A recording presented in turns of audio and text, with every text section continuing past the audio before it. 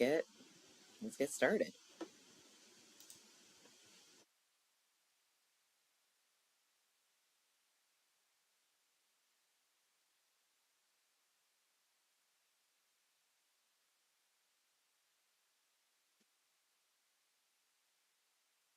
Here we go. I'm technically I'm technically challenged today. I have no idea what is wrong with me. I set up the stream wrong, and anyway, here we are. We've got a little slideshow. So I talked to a few different bookers and gatekeepers about this, that I was doing this live stream, and was like, is there anything you want me to say from your experience? So I've got a few things to start. One, always remember there's a human on the other end of your message. They're not, an automated spots machine. Most bookers don't make enough money being a booker for that to be their full-time job. They might have other jobs at the club. They might have an entirely other job where there's a period of the day they can't have any dealings with the club stuff. And, there are also people who have illnesses and breakups and have sick moms, sick kids, all that kind of stuff. And they're juggling a bunch of stuff. And also, they're not usually the great and powerful Oz of a club. It feels that way because they're the face to you. But quite often there are other people at the club who they are answerable to. So just kind of always remember that whenever you're reaching out. And then this is something I always believe in, and I was really pleased that without any prompting, this other booker had said it to me. And he said, if they work on their craft, go up as many mics as possible, focus on growing and improving as a comic, it's infinitely more productive to achieving their goals. As opposed to comics who obsess over getting passed at one or two clubs, not everyone will love you. Booker is just one person's opinion. And that leads into the next point, which is we're each our own monster. You've all heard me say this before. But if you find the cheat code with one booker, it's probably not going to work with any other booker. And every booker has their own peccadillos and preferences and things that drive them up a wall. So again, going back to, we're all human behind here. We're all human in the same way you're all human.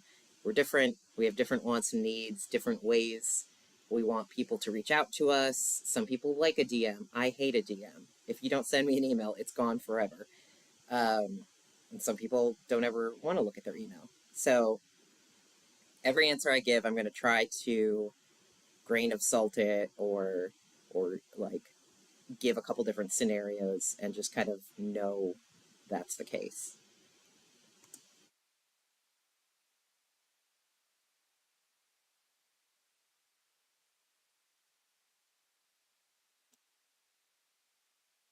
All right, so on to questions that have been submitted. And I have, as the Card Talk guys say, obfuscated these and in some cases combined them. So nobody is being like called out on their specific question or calling out a specific booker or whatever. So the first one is, I reached out to a booker I worked with last year and they treated me like they didn't know me. What do I do? And, this is more for a road booker or a place that you're visiting that, you don't normally live in. It could be a showcase club, not necessarily road. And once you've already sent the email, you're kind of in a weird position because whatever you follow up with is probably going to sound a little some kind of way. So what you should do is a couple things. One, whenever you're reaching out to a booker that you've worked with before, remind them of that. One of the greatest emails I ever received was the most dry, like, hi, Amy, this is so-and-so. I was in town a year and a half ago and you kindly gave me a guest spot. I will be back again in a month and I'd love the opportunity to work there again. So I didn't have to do any research to figure out who this person was. They made it so easy for me. I don't generally recommend replying to an old email because bookers get a lot of emails, right? And when at the beginning of the day, I'm going through my inbox, I am trying to prioritize like, okay, I've got like 60 messages. What do I read first? And if it looks like a reply, especially if it's been pretty recent that you were around, like I've had people reply who were visiting, and then a month later they replied to that original email of like, oh, I'm coming back next week. And I didn't read it because I thought it was just a reply, like a kind thank you or something. It did not occur to me that this was a new request. Now, what you can do is reply to your original email and change the subject. So you've got the history of the conversation if they care to scroll down, which not everyone's going to. But you do have, but you indicate like coming to town in March or whatever you're doing. And in the We're All Our Own Monsters way, some other people hate when you start a new thread and they just want you to reply forever and ever to the same email that you started on. So again, we each our own monsters, but if you kind of cover all your bases in the initial one, no one's ever gonna like look weird at you. I always find it actually charming when someone has gone out of their way to give me all the information I might need, and it's clearly someone I'm gonna remember for, or they're like famous. I like no one's gonna be upset about that. They might like again, they might find it charming, and it's always it can only help. There's no downside to just laying it all out. And again, we're each our own monsters. Some people want a flowery, fancy, I had such a great time. Mention a thing that you liked from there, whatever. I personally have always been cut to the chase kind of a person. So, either way, like don't go too far one way or the other. It doesn't hurt to be a little bit kind and sucky uppy. Just, don't make a whole paragraph out of it.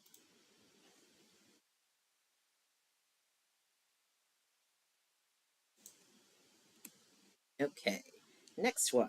I reached out to a booker and I got a response, but all it was asking about was my follower count and my draw and my email list. Should I be offended? Fuck them, right? Like they don't care about what is real comedy. And the answer here is capitalism. I haven't done the video yet, but in my newsletter a couple weeks ago, I was calling out all of the macroeconomics. Sorry, that's so boring. That promises won't be boring. Things about, small theaters are struggling, live sports are struggling, and that is true, I'm sure, of most, if not all, comedy clubs at this point. So when that happens, clubs have to be more strategic. And again, the booker isn't usually the great and powerful Oz. So they have management, owners, whoever in their ear, or setting a policy where this is what they need to be looking at before they're going to book someone who is, especially someone who's visiting, when they've got a long list of locals that they maybe are not being able to fit in. And it sucks, but this is a job. And like just like in a job interview on your resume, they're going to be like, do you know how to use Microsoft Excel? At some point in for probably every club, they are interested in your draw. And there's a lot of ways that that draw can be expressed. It can be, I think most bookers have come around. I can't speak for everyone about, especially a TikTok following. It does not translate to ticket sales most of the time, particularly in a place like New York where, it just doesn't. And that may be true in other cities, but you know, they might be asking for past performance. If you're trying to headline, how large of a place have you worked before? That's a completely reasonable question to ask. How did you do? How were the ticket sales? And of course, I say this all the time. I'm going to say it 5,000 more times this year. You should have an email list. It's never too soon to start an email list. There's so many reasons to do it that aren't just about getting booked, but it can help you get booked on the road, especially if you make sure to collect their location data, and that make it optional. Don't force people to fill in extra fields if they don't want to, but it doesn't hurt. And if you're getting emails from a club, you can just put that in yourself, tag them all as Philadelphia or whatever. That's about it for that. Let's see what we got next. Ah. Okay, this is the hardest one. Everyone's gonna hate my answer. Which is okay. The question is, they said they'd get me in for an audition in the next 6 months. It's already been 5.5, or maybe it's been 8. How do I follow up? And the answer is, you don't. And then we'll do a couple caveats. So nobody can see the future. Like, I can't tell you how many times I've told someone, I think we're going to be doing auditions again in January, but it was March by the time, all the other stuff that was going on at the club or whatever happened. And particularly at a showcase club, which is, what you're probably talking about here, it's it's an unpredictable wax and wane of people. So like I would just notice at some point, oh, most of my normal Saturday people are on the road on Saturdays now. So I'm moving some people up, and then, depending on what was going on at all the other levels, is this a time where I backfill a mid-level person? Do I bring on a couple of heavy hitters that I just haven't had a chance to work with? Or do I start all the way from the farm team and have them ready to move up, and just, every single level is going to get their move up? And before the pandemic, at least, it was sort of about a 6 month cycle, but it could vary. Sometimes I would, have a couple weeks in a row earlier than that where I was like, oh, I guess it's time. And sometimes, I'd go a year, especially again, post pandemic. Everything is weird. I know we think we're all done with that, but it is still impacting so much stuff, under the covers, behind the scenes, financially. So that's, if someone has already given you the reply, that's the reply. You don't need to follow up again. Because that's the other thing too. It's probably not first come, first serve. I certainly didn't do it that way. I prioritized people who'd been waiting longer, but I am looking for specific things to fill specific holes when I'm doing auditions. And someone who got on the wait list 3 months later than you might be a higher priority at this time. So so if you're following up on something where they've already given you this instruction, like I've got you in there, don't worry about it, it's all set, you're just going up the works, because now there's another email I've got to read and reply to kindly, and explain what's going on, instead of, doing doing actual booking stuff. I mean, that's actual booking stuff. Sorry, that's a weird way to put it. But you know what I'm saying is, like, the more emails I have to respond to in a day, the less anything else I get to. Now, the caveat and the we're all our own monsters thing is, I've known plenty of bookers who have said something like that verbally, and they might have been very high, or they might have been drunk, or they might not have meant it, or they might have forgot for any number of reasons after that. If you haven't gotten, like, if you got kind of just a verbal offhand thing like that, you don't have an email, there was no, follow-up indication of like, hello, thank you, even if it was a form letter, then I would reach out. But also, don't be like a certain kind of way of like, well, you told me you'd get me an audition and it's been that long. Just say, hey, I'm following back up. We spoke 6 months ago about getting on the wait list for auditions, and I know you were targeting right around now. So I just wanted to make sure that I was in on that wait list. Is there anything else you need from me? Here's an updated tape, all that kind of stuff. Just be polite about it.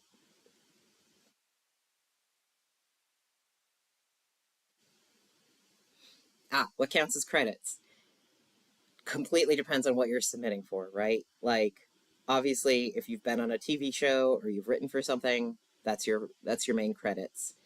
And I really think in general, you never need to put more than 3 credits down for any kind of an inquiry or submission form. And if you're not to the point where you've been on TV, which most everyone is, the credits that a booker will be looking for is the places you perform in your city. And again, only list 2 or 3. Don't go crazy of like, I'm on every show and here's 20 of them. And the one thing I'll say is, oftentimes a booker in one market won't even really necessarily know what are the cool shows in your region, but put them in there anyway. They can look them up if they want to, or it at least just kind of shows like, okay, you work at a variety of places, you've got a breadth of things. I absolutely would not put any place that you did as a bringer show. Um, I'm from LA originally, so I'm well aware of who are bringer show producers and who are actually booking on merit. So I've gotten quite some entertaining inquiries from people who think they're pulling a fast one, and I know what they're trying to do, and that makes me think that, there's no there. Like if you're that much of a salesperson, I just sort of find like there's probably no there.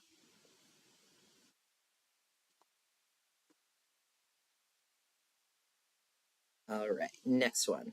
I reach out to this booker every couple of months, and they give me a spot every time, but never in between. What is going on here? Oh man. Um, well, I'll say the advice I gave in this circumstance to this person was like, then keep reaching out every 2 months. It's working. And I mean, God knows it could be anything. Um, I am a lunatic with spreadsheets and to do apps and things like that, and I still lose track of stuff. I also have a terrible sense of time. So, like, I've often been thinking, like, oh, this person would be a good fit for this show. And then I think, oh, I've had them a bunch recently. I should spread this out. And then the next time I go to send them a spot, it's like, oh, I haven't given you a spot for 6 weeks. So, um, you know, they might have forgotten, or they don't know what time means anymore, like I don't. Or, you know, this is just how they work. This is the kind of person that if the what is it, squeaky wheel gets the oil, so you would just have to be a squeaky wheel with them. Um, if it's working, it's working. The sort of tangent of this is if you reach out to a booker every couple months and nothing happens, like give it a rest, give it a 6 month rest, and when you do reach out again, have something new to say. Like here's a new tape or something like that. I'd often get those from people that were like a new credit, like I just got booked on this writing gig, and for some reason I never liked that because it was sort of like, well, that's nothing to do with your stand up, and also what you're telling me is that you're actually less available now. Um, but again, we're all our own monster. Whatever, if you have a thing, like basically if you have a thing that will make a booker kind of reconsider the box you live in their head, it's a good thing to point out, and it's better than just a random every 6 month I copy paste the same email. Because hopefully you can get stuck in people's head in a certain box, and um, if you can shake that box a little bit, it doesn't hurt.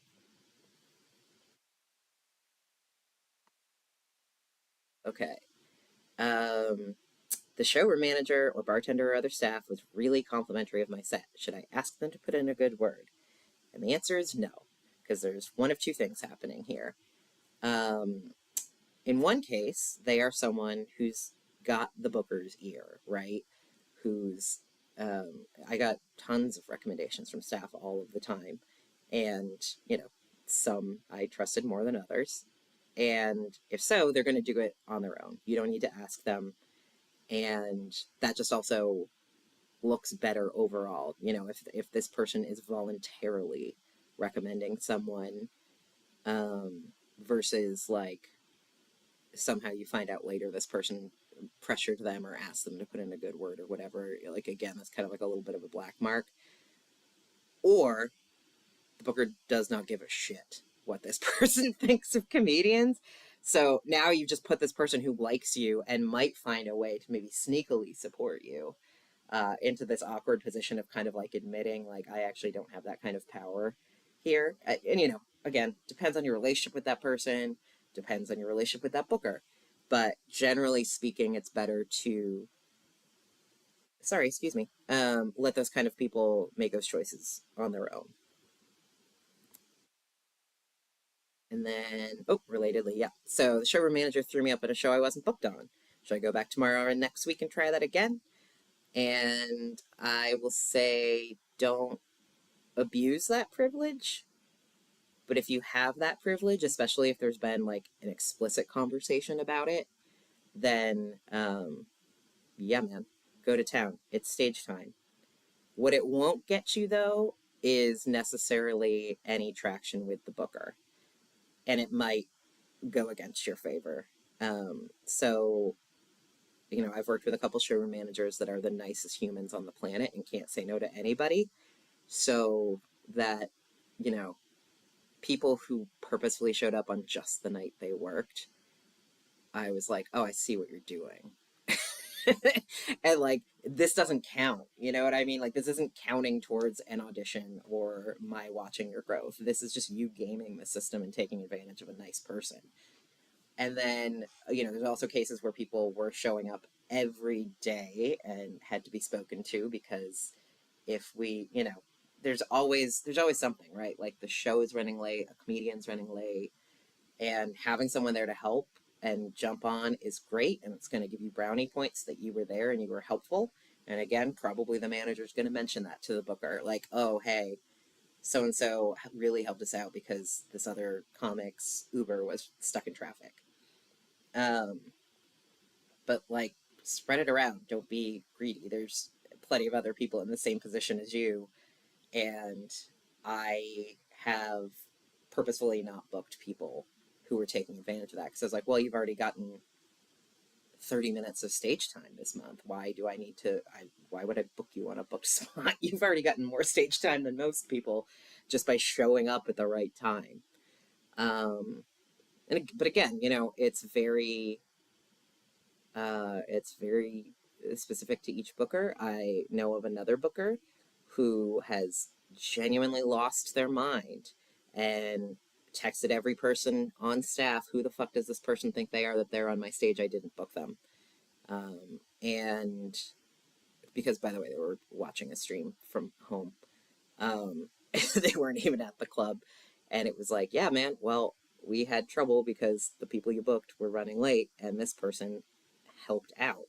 But that was like a huge black mark with the booker because of whatever. And then I definitely know other bookers who, and I'm sure there's probably incidences where it's happened for me, a pinch hitter, you see them and you're like, oh, great, this person's great, I love them. Let's get them in the rotation or whatever, or just moves you up the wait list like I was talking about earlier.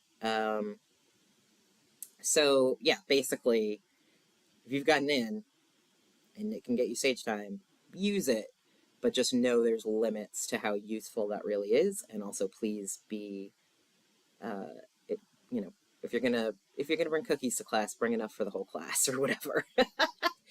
I think that is my last question that was already submitted. Does anyone in the chat have any questions they would like to throw in?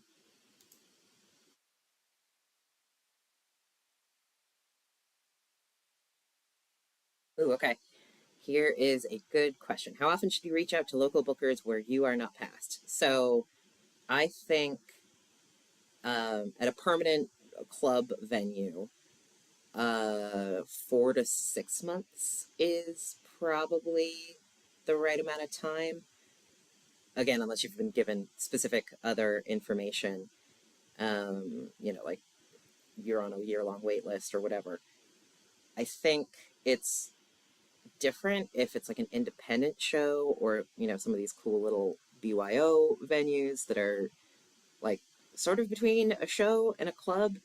That, again, if they're really organized and they've sent you like a thing like, hey, you're on our wait list, and there's typically a 4-month long wait list, great. You know how long to not reach out again. I think if you just aren't getting any reply whatsoever from, especially like an indie show booker, actually, honestly, again, like 4 months. I feel like 4 months is a reasonable amount of time for any kind of follow up. It's, enough time that depending on the size of a wait list, or again, like I said, with the sort of ebbs and flows of comedians, that they, there might be an opening that wasn't there 4 months ago. Or also, again, because we're human beings, they might not be quite as overwhelmed with other responsibilities or their job or their sick kid or whatever, and have a chance to actually look and reply. So yeah, I like a 4 to 6 month kind of in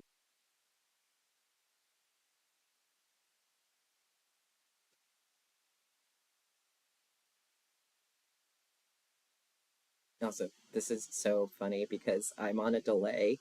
Like you guys are seeing me and I am seeing me, I don't know, maybe about a minute and a half behind. All right, what do bookers want or don't want to see when sending avails? Well, hopefully a booker. So if you have a relationship with a booker, you're on a roster, and you're talking about sending avails, to that, they should have told you the format they want. There's a form or a calendar, or maybe they just send you a text every week, and they know you'll know because they'll tell you. If you are reaching out to bookers that you don't normally work with to see if you can get a spot, I think the most important things are a recent clip that's approximately like 5 to 8 minutes. Even if you've got an hour special out or whatever, like nobody's gonna watch the whole hour. You can include that too, but make sure you have a short clip for them to watch. Short bio, no more than like 4 or 5 sentences. That can include the credits that we already talked about. And obviously, when you're available. Again, any kind of like if you had any past relationship with them, or if someone referred you specifically, make sure you mention that reference. Also, it's good if you can have the reference say something first, because I've had people lie about references before. So like if, let's say, your reference is Sean Donnelly, who I know and love, like have Sean reach out and just say, hey, I'm sending a guy your way, keep an eye out for his email. And then you can email 5 minutes or 2 days later, whatever. But I would say have the reference, just put a good word in first. Yeah, so bio, reference or past relationship, clip, a short one, and of course the days you're actually available. And I think it's really helpful to put something in the subject line that's like, hi, so, like I'm going to be in town with your start and end dates. You can put, the specifics of your availability and conflicts in the body of the email. But again, when someone's like eyeballing an inbox and trying to figure out like what do I need to hit first, if I see something of like, oh, this person's coming to town in 2 weeks, let me open that one first, versus someone who is coming to town in 2 months, I'll put that in another folder to follow up with later. But it doesn't have to be crazy. Keep it simple. Yeah, so that's what I would recommend. Again, we're all our own monsters. I'm sure there's things other people want to see that I didn't, and I don't know people who do. I mean, if you have, actually, that's going back to the draw thing. If you're like going to a market that you don't live in regularly, so you don't have like an existing reputation. Anything you can say of like the last time I was in Topeka, I sold out a 60-person venue, or I know from my email list that I have 35 people in your region that are really interested in coming to see me. That might feel a little bit ick to put in, but like it doesn't hurt. It doesn't hurt to give them that kind of information. Okay, thoughts on video quality versus material quality. I have a great tape from a set for a streaming service with okay material, but also a worse tape quality-wise with better material. Okay, so this is a very everyone's their own monster question. I care about the material, actually, no, sorry, audio quality first. Can I hear you? And that includes, like, is it weird and cavernous and almost like echoey? Like, make sure you have a friend to listen to it, because, you in your mind already know what you're saying. So I think most people either think their tape is much worse quality than it is, or it's much better quality in terms of like the audio because of that. I think, and then it's the material, and then it's the overall quality. I think that you know, we've all come to believe in and seen you can film a perfectly good video on your camera. And we watch so many videos all day long on TikTok and whatnot that are filmed on cameras. So if someone is like, I mean, on phones is the word I meant to say. If someone's like not able to watch a video of that quality, it's kind of weird. But then again, I do know of specific people who have like very specific things that they like hate in a tape. So it could be it's too far away. It could be um, I know someone who says if I see a server delivering a drink, I stop watching, which that seems unreasonable to me. But this is not a democracy. We're each our own dictators to an extent. Um, but I would go for the material you like better, and that is more recent, as long as it's not like unwatchable in some way. Oh, also, God, if you have your friend holding your phone for you, first of all, get a tripod. But second of all, or if you have, like the comics are sitting in the back, and that's where you put your tripod. Like, don't put your tripod there. I've gotten tapes where there's literally a conversation happening right next to the phone, and that's all I can hear. I can't hear the set, and like that. What are you gonna do with that? You know what I mean? That's not helpful.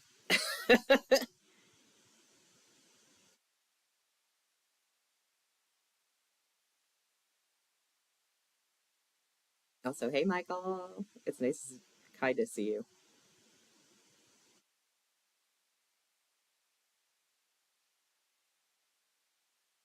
All right. I think that we'll call it a wrap. And if there's anything, question that you didn't want your name associated with to ask in public, feel free to hit me up, DM or whatever, with that question on this topic. And I appreciate y'all joining me today. Have a wonderful Saturday afternoon